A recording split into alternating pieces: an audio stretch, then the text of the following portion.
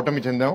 కానీ ఈసారి మనం కలిసి ఉన్నాం కాబట్టి తప్పకుండా చాలా మంచి మెజారిటీతో మనందరం కలిసి పనిచేసి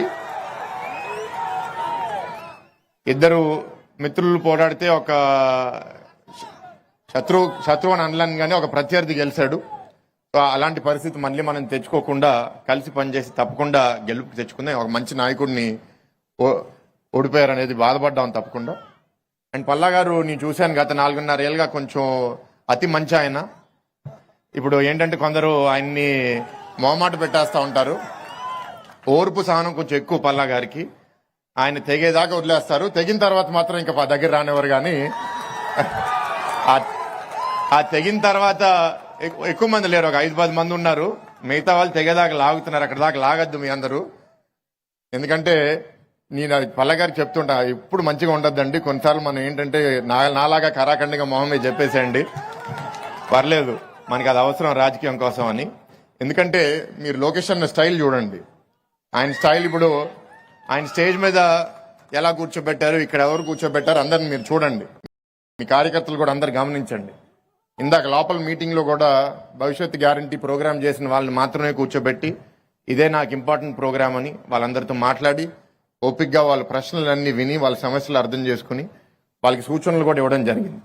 ఆయన ఉద్దేశం ఏంటి అంటే నాయకుడి చుట్టూ తిరిగి రికమెండేషన్లు తెప్పించుకుని లేకపోతే దేవుడి చుట్టూ తిరిగితే వరాలు వస్తాయని. మీరు దేవుడి చుట్టూ తిరిగితే నాయకుడి చుట్టూ తిరిగితే మీకు ఏ గుర్తింపు, ఇన్ఫాక్ట్ మీకు నెగిటివ్ పాయింట్స్ వస్తాయి. మీ పేరు నోట్ అవుతుంది, మీకు ఇవ్వకూడదు అని. మీకు ఇవ్వాలని కాదు, మీరు జనాలతో పనిచేయండి, జనాలతో మీరు గెలుపు తీసుకుంటండి. మీ బూత్ లో ఓటింగ్ తెచ్చుకోండి, మీ క్లస్టర్ లో ఓటింగ్ తెచ్చుకోండి. తప్పకుండా పార్టీ మిమ్మల్ని ఎతికి మీకు దగ్గరకు వచ్చి మిమ్మల్ని గుర్తింపిస్తుంది. ఇది మళ్ళీ మళ్ళీ మీ అందరికీ చెప్తున్నాను. ముందు మనకి టెక్నాలజీ లేదు కాబట్టి దాన్ని మెజర్ చేయడం కూడా కష్టం అయిపోయింది. ఇప్పుడు టెక్నాలజీ వచ్చేసింది. మీకు అబద్ధం చెప్పాలన్నా సరే మీ సిస్టంలో తెలిసిపోతుంది ఎంతమందికి రిజిస్ట్రేషన్ చేశారు, ఎంతమందికి ఓటీపీలు ఇప్పించారు అనేది. దాని ద్వారానే మనకి ఎంతమందితో టచ్ ఉంది అనేది ఒక లీడర్ స్ట్రెంగ్త్ ఏంటో అర్థమైపోతుంది.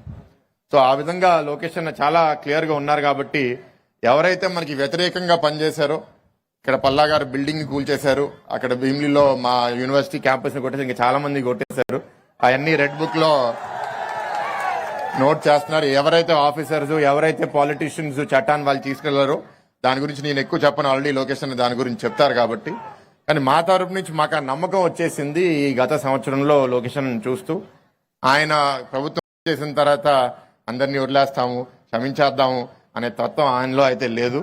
ఎవడైతే తప్పు చేశాడో వాళ్ళు మాత్రం వదిలే ప్రసక్తే లేదు. మీ అందరికి కూడా చెప్తున్నాను, ఎలక్షన్ వచ్చి గవర్నమెంట్ వచ్చిన తర్వాత నా బంధువు అండి క్షమించండి అని మీరు కూడా ఎవరు తీసుకుని రామాకండి.